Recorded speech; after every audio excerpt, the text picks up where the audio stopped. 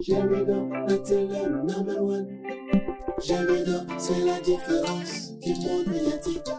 Gemido, c'est la meilleure chaîne numérique de la planète.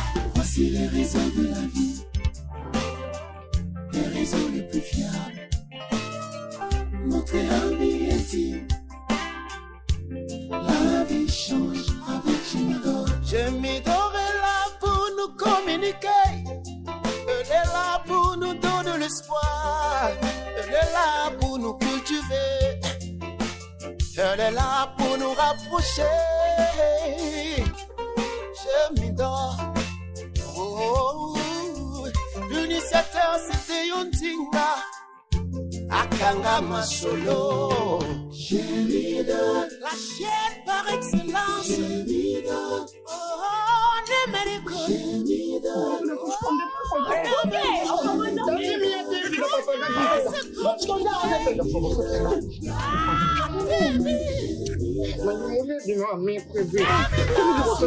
O teu amigo tem filho com a mulher desse? Não, esse comportamento não. Eu te falar assim não. Impossível torna-se possível. Por conta dessa fé, tem Deus, nada.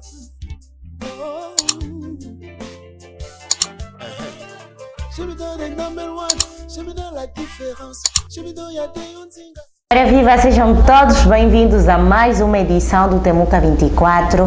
Obviamente que este programa também será um programa abençoado, porque vocês sabem que nós temos essa pitada de às vezes trazer conosco servos de Deus que trazem temas bastante pertinentes, que geram conhecimento. Sim, nós não queremos apenas vos deixar a ver coisas que têm a ver com a sociedade somente, mas também queremos trazer coisas bíblicas e outros assuntos que, pronto, também estão relacionados à sociedade, mas são mais na vertente espiritual, na vertente bíblica. Entretanto, vocês conhecem os meus convidados, vou convidar-vos lá em casa a não saírem daí, a ficarem bem ligadinhos às vossas redes sociais, ao vosso smartphone, para poderem então acompanhar conosco esta emissão, que é muito curiosa. Sim, é muito curiosa. Eu particularmente tenho muita curiosidade e, não obstante ser a apresentadora, estou expectante, porque sei que vou sair daqui com alguma palavra de modificação, com muito conhecimento, pois é o que os meus convidados têm feito sempre. Têm trago assuntos e temas que geram conhecimento, que geram mudança e que impactam vidas. Hoje tenho dois convidados que vocês já conhecem, já são assim pessoas de casa, são quase a nossa mobília, porque sim, fazem a questão de atender sempre o nosso convite, de aceitar sempre, e cá estão conosco o pastor Sadraque Miguel e o pastor Luvumbo Frederico. Sejam muito bem-vindos, pastores. Muito obrigado. À disposição. Bom, Deus está conosco, estamos bem. Boa, fico muito feliz em saber. Hoje o nosso tema também é bastante pertinente, um tema que gera curiosidade. Hoje vamos falar mesmo da maldição hereditária. Fiquem lá em casa ligadinhos, porque sim, esse tema é bastante curioso. Pastores, o que é isso, a maldição hereditária? Bom, muito obrigado, minha caríssima jornalista, e também aproveito de agradecer a Deus, inclusive agradecer ao nosso irmão, o nosso patrão, o nosso PCA, em conjunto com a sua família, a Marita, Amém. E com os seus filhos, que Deus abençoe, porque são por meio deles que nós temos esse acesso ainda mais gratuito de estarmos aqui anunciando a boa nova. Então daí damos graças a Deus pela saúde, pela disposição, e também agradecemos a eles que nos permitiram para estarmos aqui na tarde de hoje, em conjunto com a nossa querida irmã Temuca. Muito obrigada, pastor. Existem tantas pessoas no mundo, mas Deus permitiu que eu te conhecesse. Amém.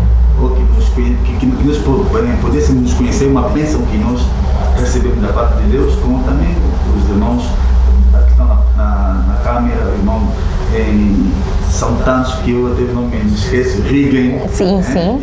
São muitos. Ok. Nós queríamos primeiramente partir, começando a partir da própria etimologia da palavra. Porque nós estamos vendo duas palavras aí. Estamos a ver a palavra maldição e a palavra hereditária. Exatamente. Quer dizer, algo hereditário é algo que a pessoa está herdando. Ok? Então, a maledição, segundo a sua raiz, vem da etimologia do latim, que é maledictio. Maledictio significa, é a junção de duas palavras.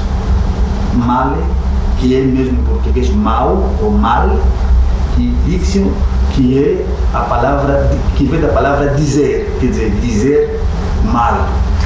Okay. A maldição é nada mais, nada menos de um ato onde uma pessoa não profere boas palavras, mas sim profere palavras negativas contra alguém. Depois o pastor Sadraque vai explicar o espaço, porque também tem o seu conhecimento que vai nos apoiando. Mais ou menos, mas na Bíblia nós não só vimos a palavra maledição diretamente, mas também como vimos a palavra anátema. Essa palavra anátema vem do hebraico, também que significa amaldiçoado ou maledição. São palavras sinônimas.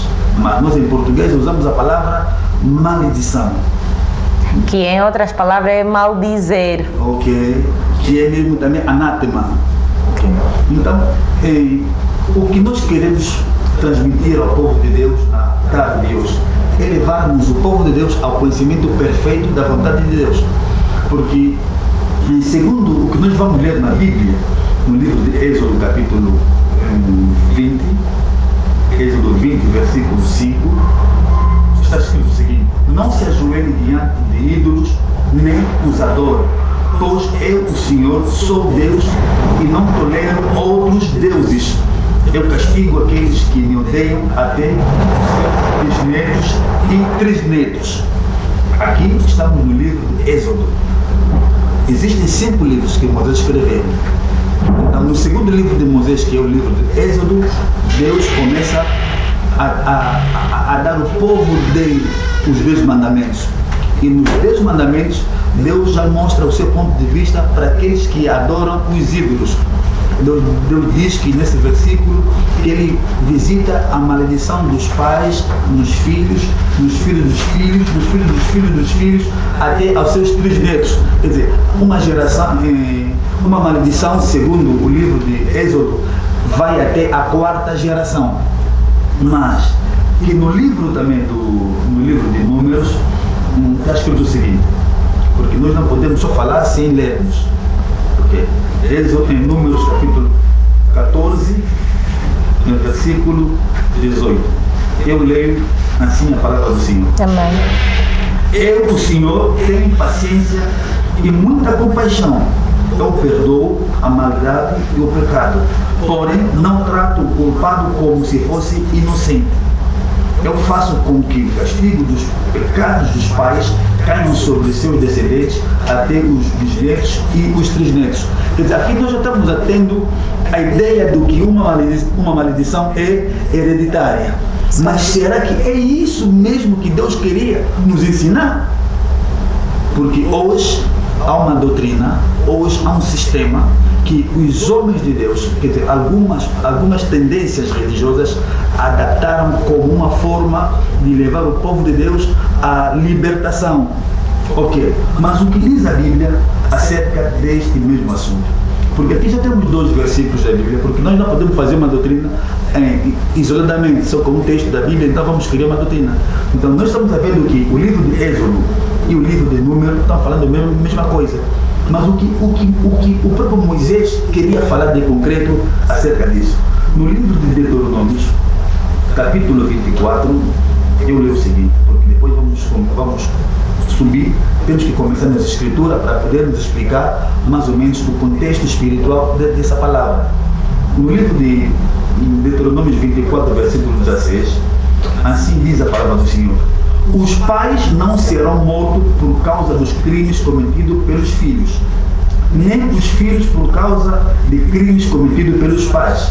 Uma pessoa será morta somente com castigo pelo crime que ela mesma cometeu. Quer dizer, aqui já estamos vendo duas ideias. Quer dizer, o próprio Moisés, que implementa, que dá esta lei, ele, nos seus 5 livros, agora, no último livro, que é o livro de Deuteronômios, que eu sempre tenho dito que Deuteronômios é a repetição das leis. Quer dizer, aqui o Moisés começa a explicar ao povo de Deus o que realmente ele havia escrevido nos livros de Êxodo e do livro de Deuteronômios. Não só acaba com Moisés, como também o nosso irmão Ezequiel, o profeta Ezequiel, também fala acerca disso. O Ezequiel diz o seguinte no capítulo 18. Eu gosto muito de Ezequiel. Ele diz o seguinte: por que será que na terra de Israel o povo vive repetindo o ditado que diz: os pais comeram uvas verdes, mas foram os dentes dos filhos que ficaram ásperos? Juro pela vida, diz o Senhor Deus, que vocês nunca mais repetirão esse ditado de Israel. Pois a vida de todas as pessoas pertence a mim. Tanto a vida do pai quanto a vida do filho são minhas. A pessoa que pecar é a pessoa que morrerá. Imagine que existia um homem verdadeiramente bom, correto e honesto. Esse homem não adora os ídolos dos israelitas, nem come a carne dos sacrifícios oferecido em tempos proibidos. Ele não seduz mulheres casadas, nem tem relações com mulheres durante as regras, não engana nem rouba ninguém, devolve aquilo que lhe foi dado como garantia de empréstimo, dá comida a quem tem fome e roupa a quem está nu. Quando empresta, não cobra juros altos, recusa-se fazer o mal, e em qualquer questão as suas decisões são justas, obedece os meus mandamentos e guarda cuidadosamente as minhas leis. Esse homem é correto e viverá, diz o Senhor. Imagina agora também que esse homem tem um filho que rouba, mata e faz coisas que o pai nunca fez.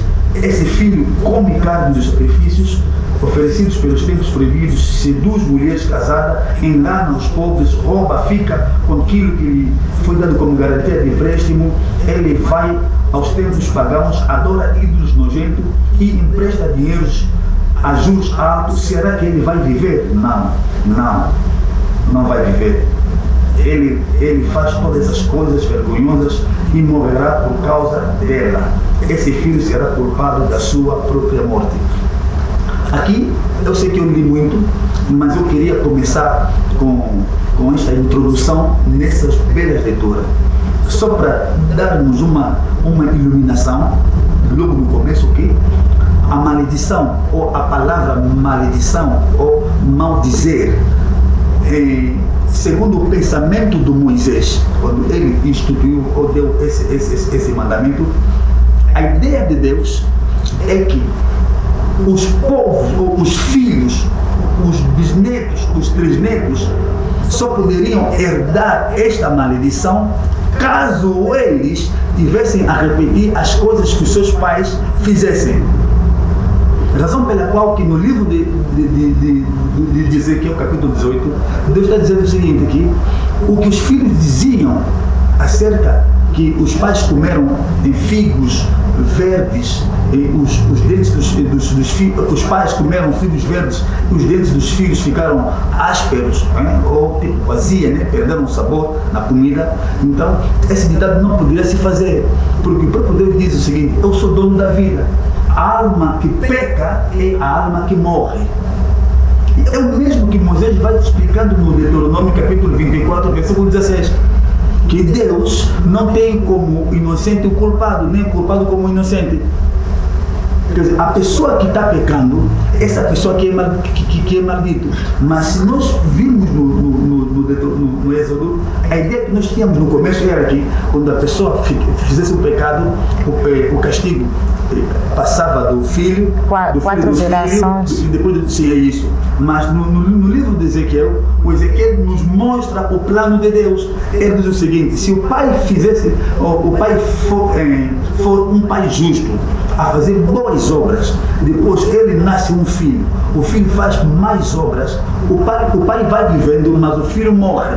Mas se aquele filho que estava a fazer más coisas, roubava, matava, destruía, ele mais deixa outro filho, ele morre, aquele filho dele, se ele observar que não, o meu pai fez coisas más, e eu não posso repetir as coisas que meu pai fez, e ele fazer boas coisas, esse filho vai vivendo. Outra razão para dizer que o filho não pode morrer pelo erro do pai. Pelo erro do pai.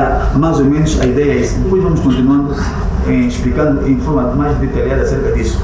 A leitura que a maldição continua ou não continua? Certo, a leitura que o pastor fez deixou algumas curiosidades relativamente a alguns pecados que se calhar poderão surgir outros temas para debatermos. Eu daqui a pouco já pergunto, mas vou deixar mesmo tempo ao pastor Sadraque para poder também falar sobre a maldição, que entende que nos trouxe hoje para nos alimentar sobre a maldição. Em primeiro lugar, muito obrigado, nossa querida jornalista Temuca, por estarmos mais uma vez para partilharmos este tema de extrema importância. Agradeço a Deus também pelo privilégio que nos concede, porque a Bíblia declara em Tiago que os homens podem planejar, mas quem concretiza realmente, quem cumpre é o próprio Senhor Deus. Complementando o que o pastor Luvungo já estava dizendo ainda no livro de Êxodo, capítulo 20, versículo de número 5, nós vimos que Deus está falando num contexto em que o povo sai do Egito, agora estão no deserto do Sinai. E é lá neste deserto em que Deus vai fazer aliança com o povo de Israel. E nós sabemos que uma aliança tem a ver com o relacionamento entre pessoas. Certo. A Bíblia declara que Deus vai fazendo uma aliança e nessa aliança Ele vai entregar os 10 mandamentos, o decálogo.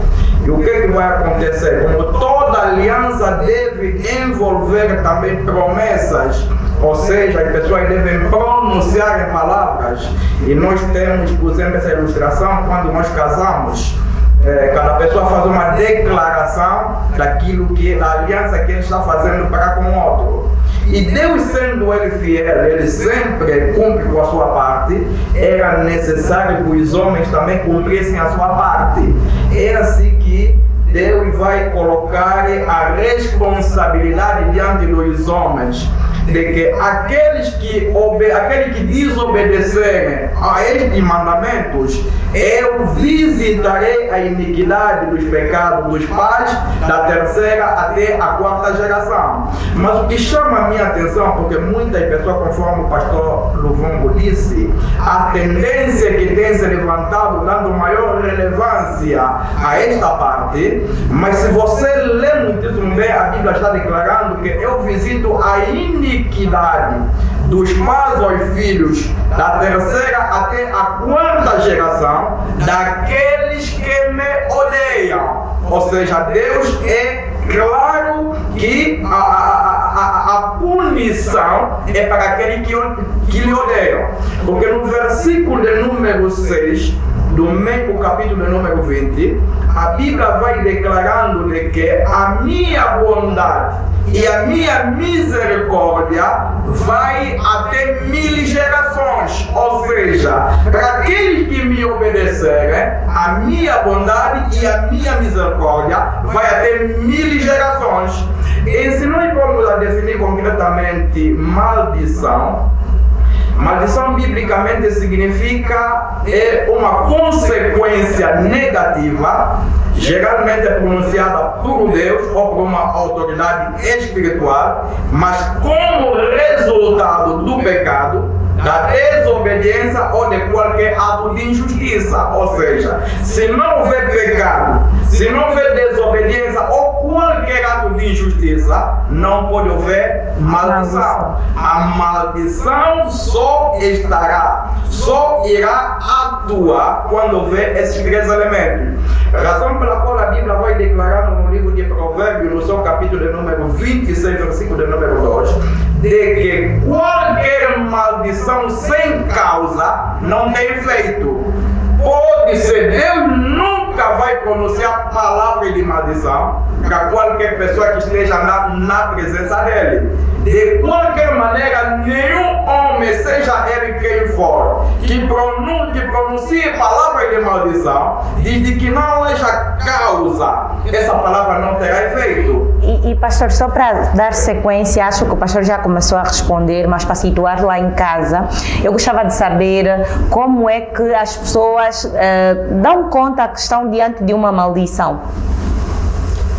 Claramente, conforme nós já dissemos, de que as pessoas criaram determinadas ideias, determinadas tendências, de que geralmente quando alguma coisa, uma doença ou qualquer situação maléfica estiver a repetir-se diante de uma determinada família, na mente das pessoas é uma maldição.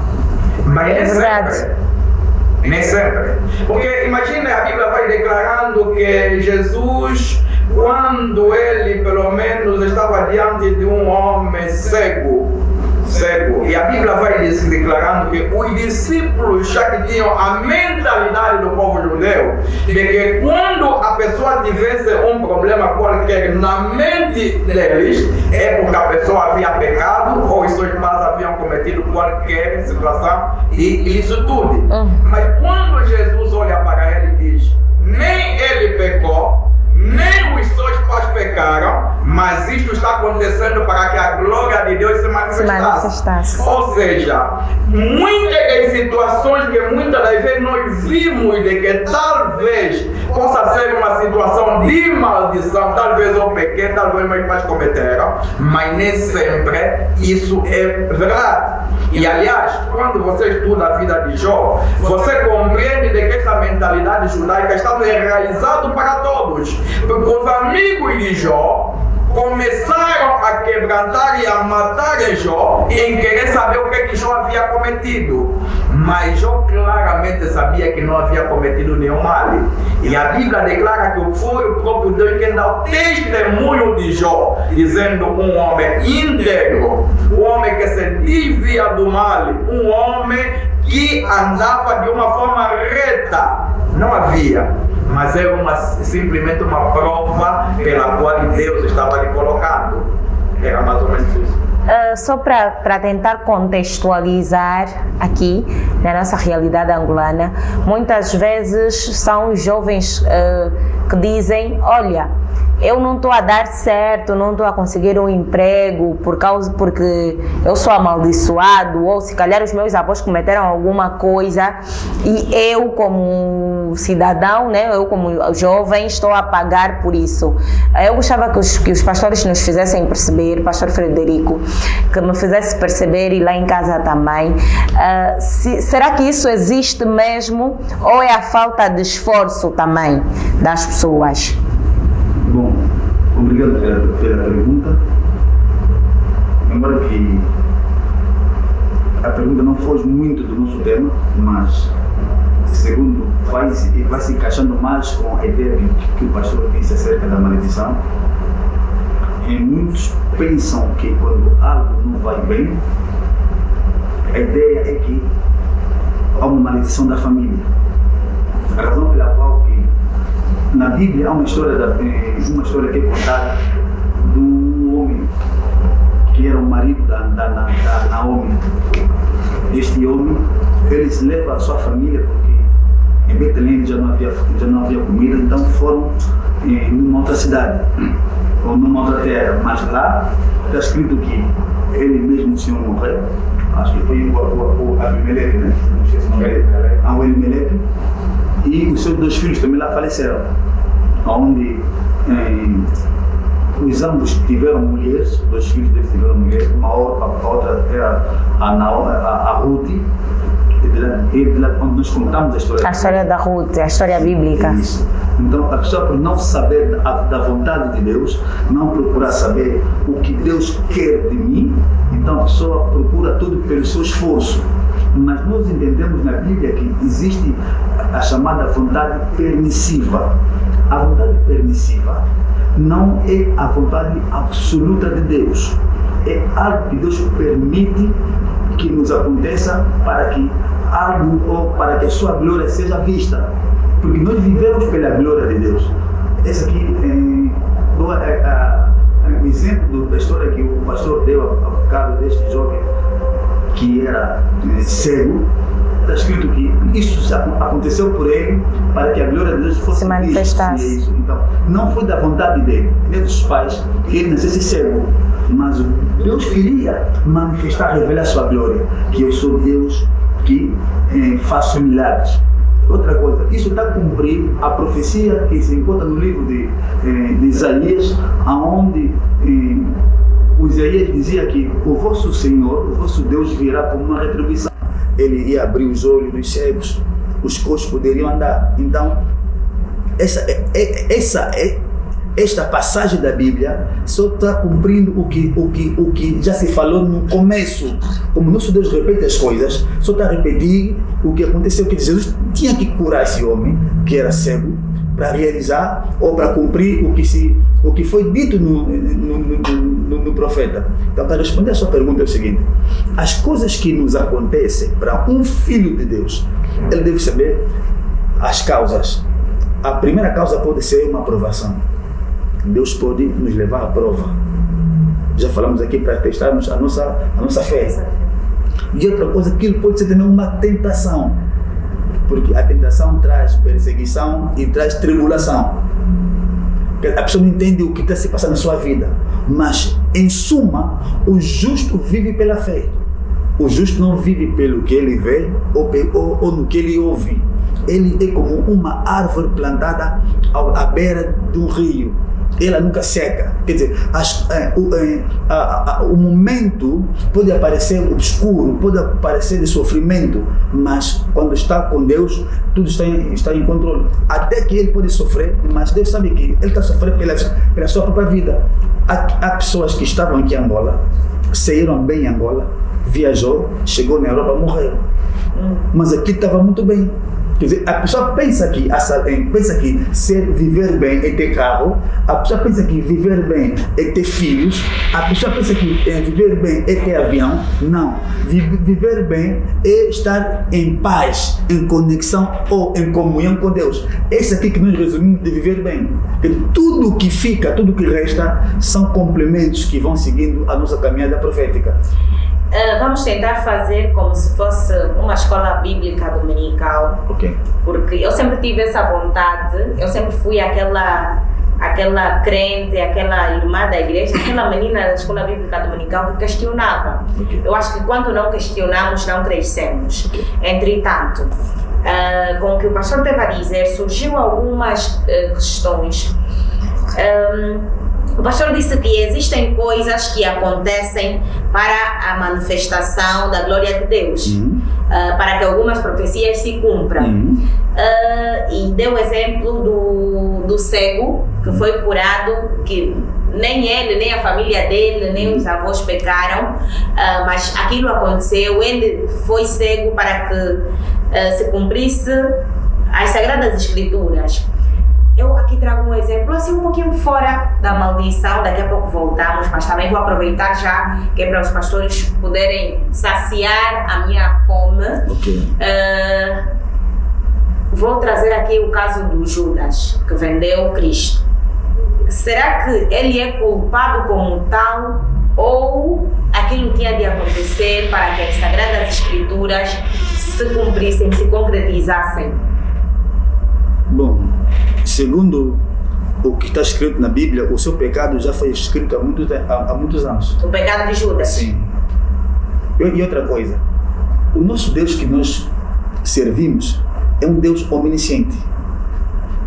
Ele sabe tudo o que vai acontecer. Ele sabe porque ele foi quem nos criou, mas não nos predestinou para o mal. Sim.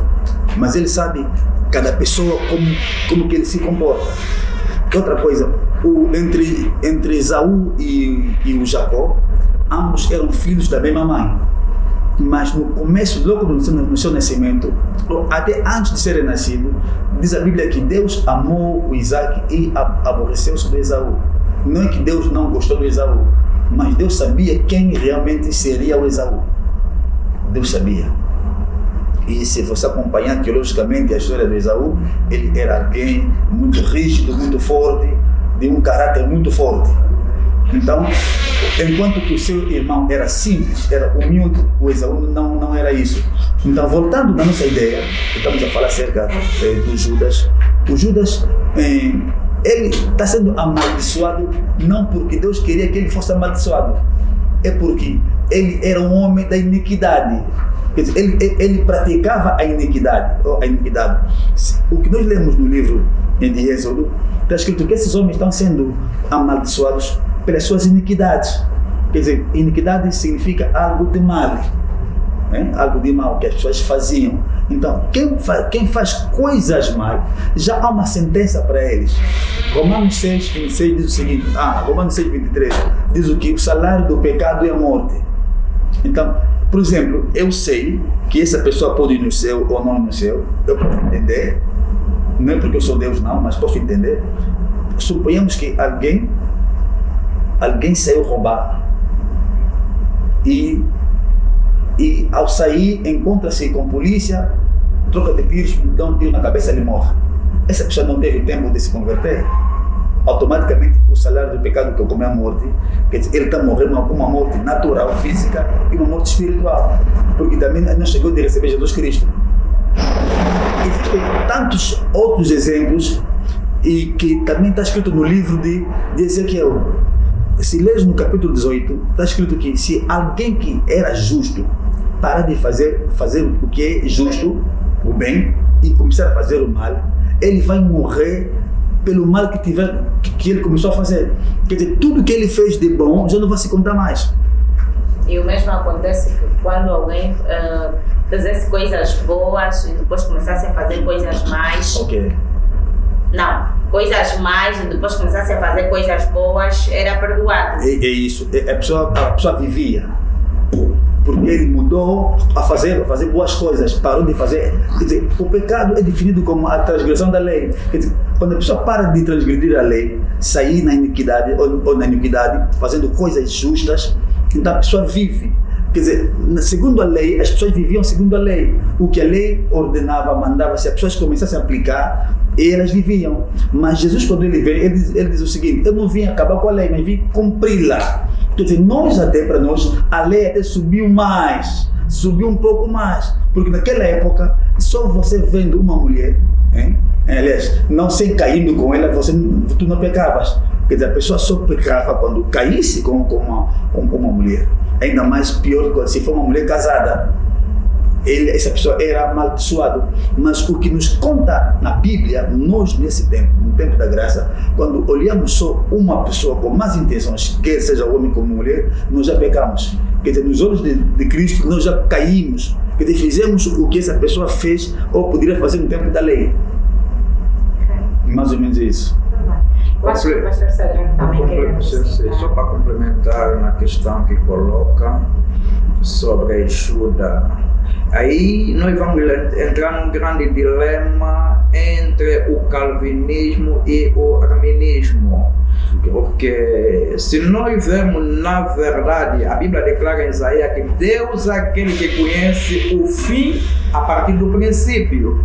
Ou seja, na omnisciência de Deus, Ele sabe quem vai para o inferno, quem também irá para a vida eterna. Mas Ele não determinou quem vai no inferno e quem vai para a vida eterna. Aí o calvinismo vai defendendo por causa da soberania de Deus, é porque Ele também determinou já tudo desde o princípio, o que não é verdade. Aí entra o arminismo, que vai dizendo que Deus, além de Deus ser soberano, mas Ele colocou o livre-arbítrio para cada pessoa. Ou seja, Deus mesmo que sabia que o Judas deveria lhe trair, mas Ele não determinou, não foi Ele quem determinou que Judas deveria fazê-lo. Uma coisa é eu saber na minha presciência que alguém vai cair no buraco, e a outra é eu determinar que ele tem que cair no buraco. Deus sabia, mas não determinou. Ou seja, Judas, pelo seu próprio livre-arbítrio, através das suas ambições, ele escolheu aquele caminho de trair Jesus. Até porque quando você lê a Bíblia é claro em dizer que o Judas já mexia. Ou seja, nele havia ambições humanas que permitiram com que ele fosse para aquele caminho. É simplesmente isso que eu queria acrescentar naquilo que o pastor Luvumbo já disse. Eu acho que o nosso tempo está mesmo a voar, mas tenho mais uma questão, desde muito pequena e agora que cresci, tenho a oportunidade de conhecer 2 servos de Deus, acho que posso esmiuçar, que é relativamente a Deus nos conhece muito antes de sermos feitos, de darmos na barriga da nossa mãe. E o caso do Judas, Deus conhecia já. O porquê que, com todo o poder que ele tem, não evitou que isso acontecesse? Bom, sabemos que ele nos deu o livre-arbítrio, a oportunidade de escolhermos o caminho da maldição ou o caminho da salvação.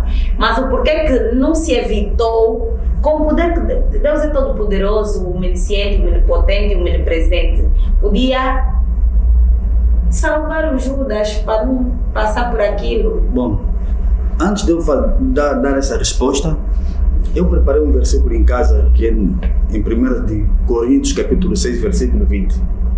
Está escrito o seguinte: pois ele os comprou e pagou o preço. Portanto, usem o seu corpo para a glória dele.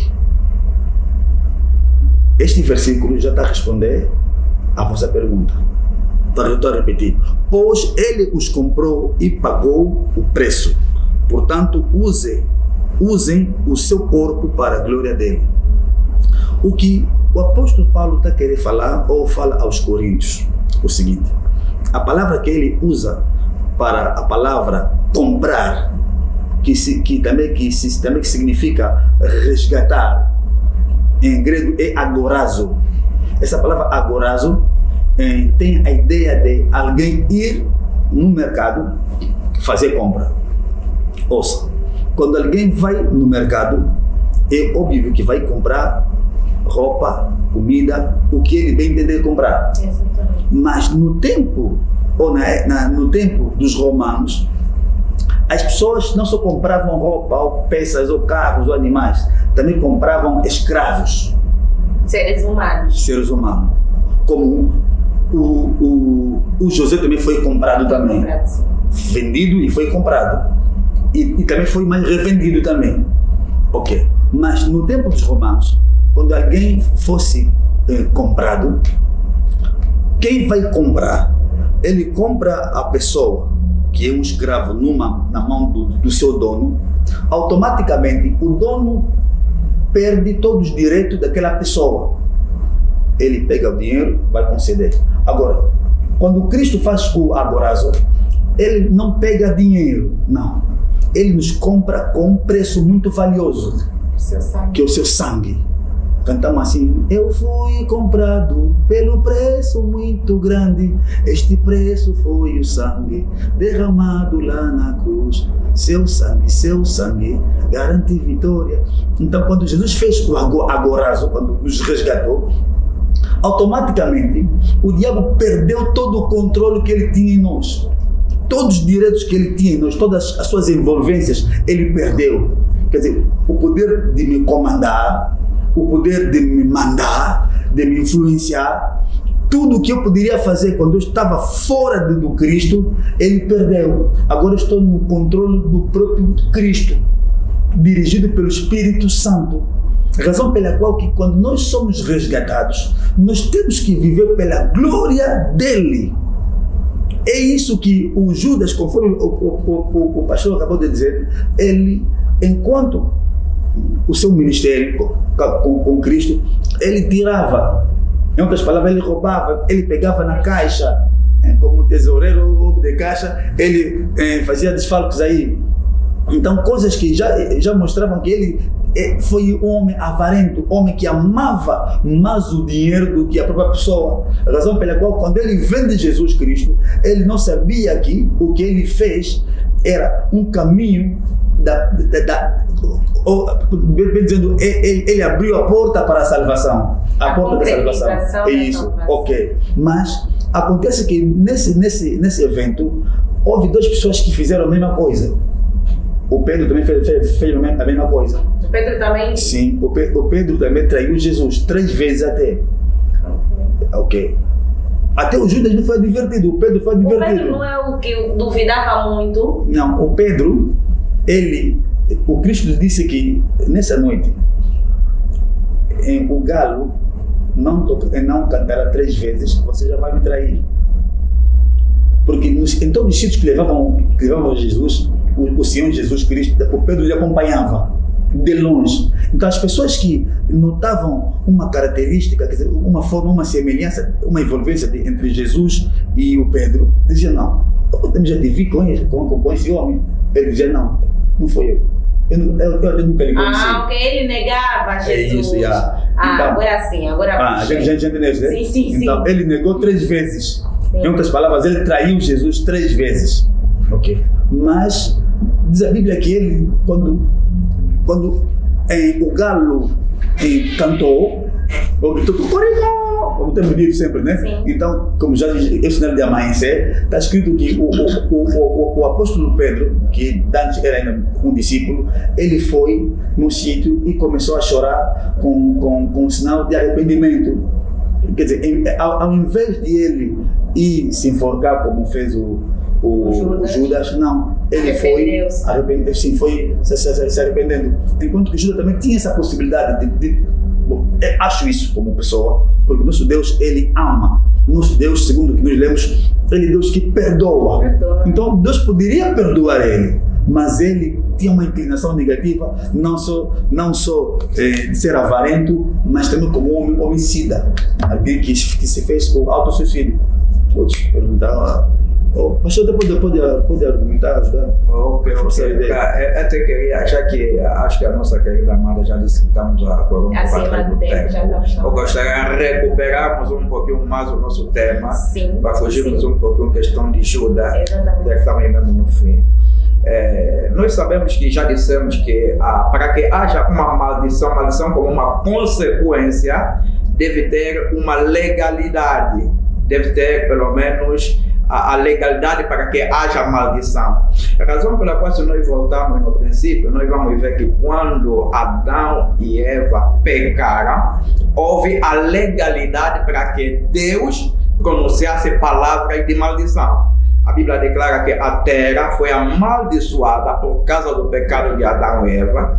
A própria mulher, a Eva, a Bíblia declara que pela dor tereis parto. E ao homem, ele disse que pelo teu suor comerás o teu pão. Ou seja, a maldição para entrar deve ter uma legalidade. Se nós irmos um pouco mais adiante, vamos ver de que também Noé, quando um dos seus filhos Cã viu Noé, houve um tempo em que ele bebeu, embriagou-se.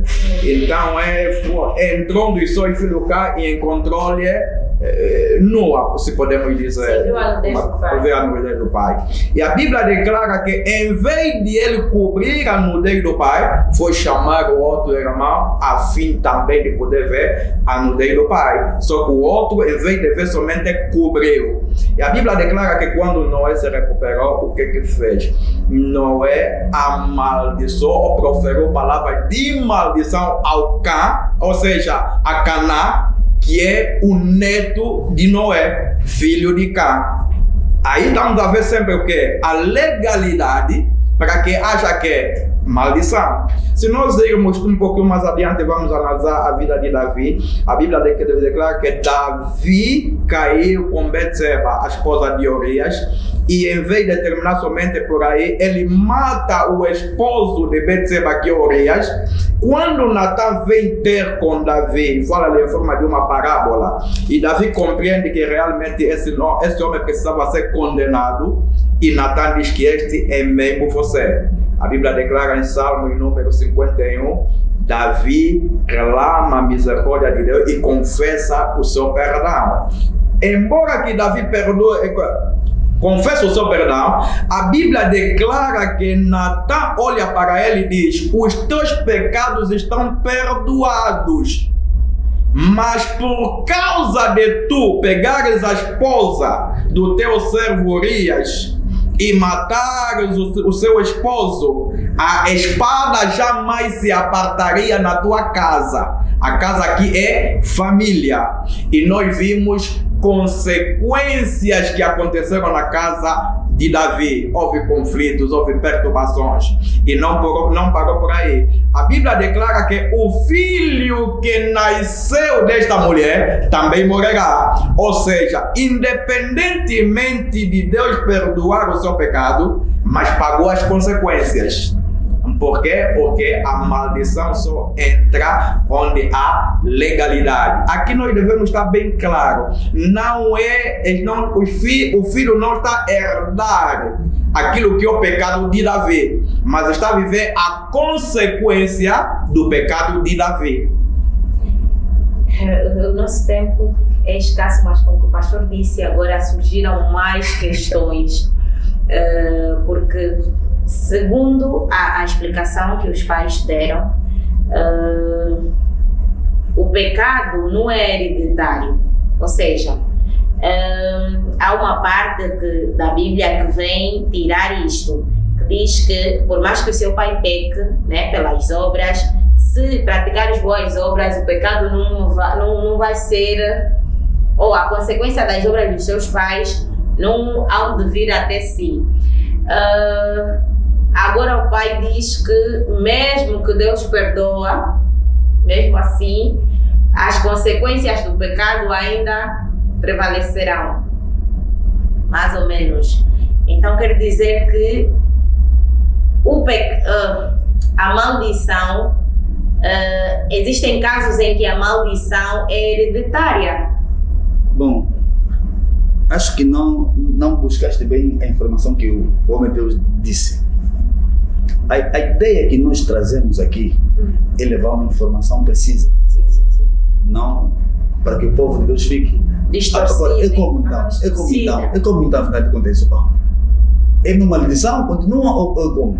Mas, se acompanhados bem no livro de Êxodo 20, estão falando que a maldição só vem na pessoa que está fazendo iniquidade. Quer dizer, o castigo do mal, que é a morte. Deus está dizendo que vai levando até aos filhos, até aos netos, até a 4ª geração. Mas a ideia do Deuteronômio capítulo 24 só está na pessoa que vai achar melhor fazer o que o seu pai estava a fazer. Vou dar exemplo. Se eu sou quimbandeiro, como no RDC tinha um lutador chamado Edingui, este homem faleceu. Bom, se é que ele usava poderes místicos, não sabemos, mas se é que ele usava, é óbvio que aquele poder vai ficar na linhagem da família. Se ele tem 5 filhos, talvez no meio dos 5 filhos há um filho que gostava do desporto que seu pai fazia. Então essa pessoa vai abraçar este feitiço, ou este poder. Então, para as pessoas que vão se inclinando na idolatria, fazendo coisas iníquas como bruxaria, feitiçarias, automaticamente eles são anátemas, ou já são amaldiçoados. Então, a pessoa que nessa linhagem aceitar se envergar neste caminho, é essa pessoa que morre. Então significa que se os filhos de Davi, é Davi que viu que os netos viram a nudez dele, Esse caso não é? Não é. Se pedissem perdão e andassem segundo as Sagradas Escrituras, não iam morrer, ou a espada não estaria sobre a casa deles. Não, é que a irmã fez uma mistura daí. Quer dizer, na história de Noé, com o mesmo do Adão e Eva, são algo profético. Okay. Porque nós entendemos a Páscoa acerca disso. Onde Deus poderia matar, Deus poupa. Quer dizer, o castigo não vai ao povo, mas vai aos israelitas. aqui onde o Adão cometeu, fez a transgressão, né? Ele desobedeceu a Deus, o castigo seria para ele, mas aqui Deus está amaldiçoando a terra. O mesmo acontece também com o filho do Ló, conforme o pastor disse, o filho é de Ló, né? O filho de Ló? Ele não é o de Ló. O que viu a Caná, o filho do Noé. Ao invés do pai amaldiçoar o próprio filho, vai amaldiçoando a sua geração ou o seu descendente. Mas a geração não tem nada a ver com isso. Ouça, por favor. São atos proféticos. Por que estou a dizer é profético? Está escrito o seguinte, que antigamente, isso aqui está em 1 Coríntios, em Colossenses capítulo 2, versículo 13 a 15. Antigamente vocês estavam espiritualmente mortos por causa dos seus pecados e porque eram não judeus e não tinham a lei, mas agora Deus os ressuscitou junto com Cristo, Deus os perdoou de todos os nossos pecados. Ouça versículo 14. E anulou a conta da nossa dívida com seus regulamentos que nós éramos obrigados a obedecer. Ele acabou com essa conta pregando-a na cruz. Quer dizer, na cruz Jesus se faz maledição por nós. Quer dizer, nós, o castigo que nos traz a paz, segundo o livro de Isaías 53, caiu sobre Jesus Cristo. Na realidade, Jesus, ele como inocente homem puro, não poderia morrer. Mas na realidade que a pessoa que morre, ou o animal que morre para a salvação, deve ser um animal puro. Um macho de 1 ano, sem defeito. Então, este animal que é morto no tabernáculo, que nós entendemos, numa linguagem profética, é a tipificação de Jesus Cristo que morre por nossos pecados. Então, aqui nos diz a Bíblia que tudo que era tudo que poderia nos condenar, maldições, Jesus Cristo pregou-a na cruz. Quer dizer, levou na cruz. Quer dizer, as maldições que eram nossas, Jesus Cristo recebeu. Quer dizer, em si só, eu quero dizer o seguinte: quando Adão pecou, nós todos que vivemos da sua aliança, recebemos essa consequência. O pastor está dizendo. Quer dizer, o pecado do Adão trouxe a morte, trouxe a fome, trouxe as guerras. Tudo que nós vivemos é a causa do pecado do Adão. Mas Deus, como é santo, ele nos enviou o segundo Adão. O segundo Adão, ele fez Deus abriu uma porta. Quer dizer, uma porta assim. O primeiro foi do Jardim do Éden. Então Deus abriu outra porta, é o próprio Senhor Jesus Cristo. Ele diz que eu sou a porta, quem entrar em mim viverá. Então, as pessoas que acreditam em Jesus, eles têm agora uma nova vida. As coisas velhas passaram. Tudo que era maledição, tudo que era praga, tudo que era doença, tudo que era... Quer dizer, no mundo da fé já não existe mais. Quer dizer, nós não morremos. Nós os homens não morremos. Nós apenas dormimos. Enquanto que o mundo, com seus pecados, morre, mas nós, a igreja, nós dormimos.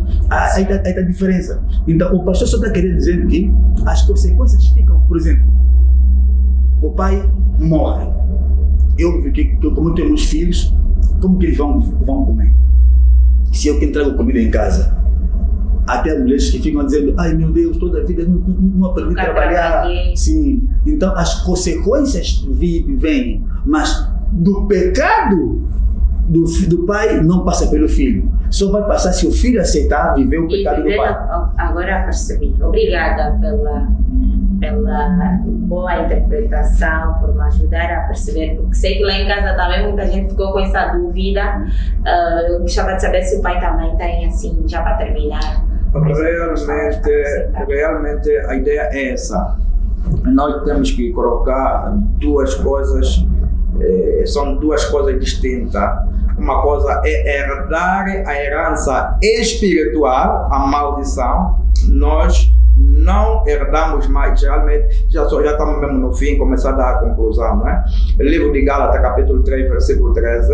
Foi Cristo quem nos redimiu da maldição da lei, quando a si próprio se tornou maldição em nosso lugar, pois, como está escrito, maldito todo aquele que for pendurado no madeiro. Ou seja, no Antigo Testamento ninguém conseguia cumprir a lei.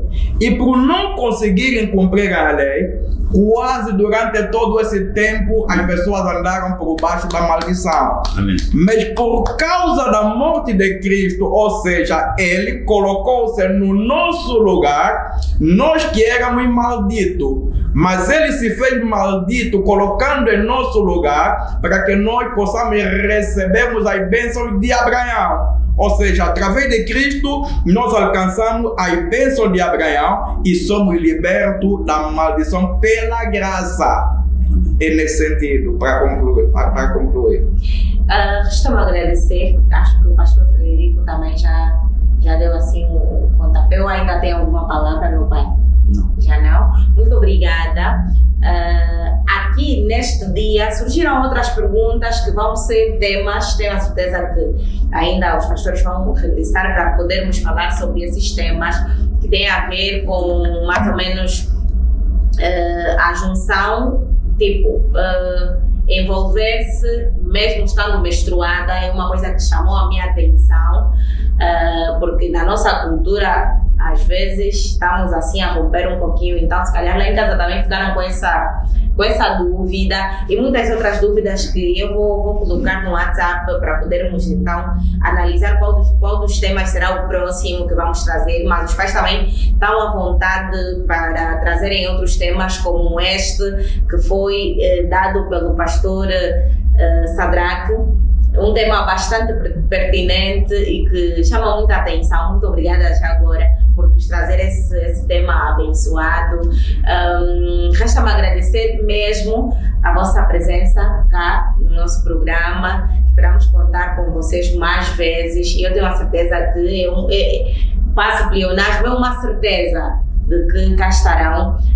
Vou agradecer também lá em casa, assim, que acompanham o nosso programa hoje com mais tempo e porque sim, precisávamos tirar algumas dúvidas, porque vocês não devem ficar com uma pulga atrás da orelha, assim podemos dizer. Obrigada, sim, que acompanhou esta emissão, porque sem vocês nós não somos nada. Se não subscreveu o nosso canal, por favor, faça a questão de entrar no YouTube, na barra de pesquisa, como Carlos Medor TV, para não perder nenhuma das nossas emissões. Nós fazemos isso de coração aberto, com vontade de salvar almas e vidas.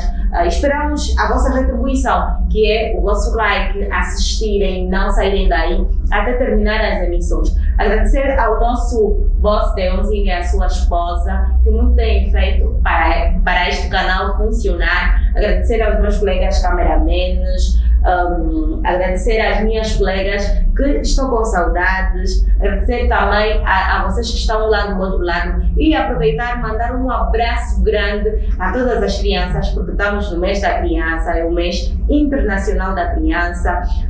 Falamos também sobre as crianças, assim que não acompanhou a nossa emissão sobre as crianças, vá ao YouTube, coloque Temuca 24, vai encontrar sim a emissão que fizemos especial para as crianças africanas e para o Dia Internacional da Criança. Muito obrigada, até a próxima emissão. Tchau, tchau! C'est la différence du monde médiatique.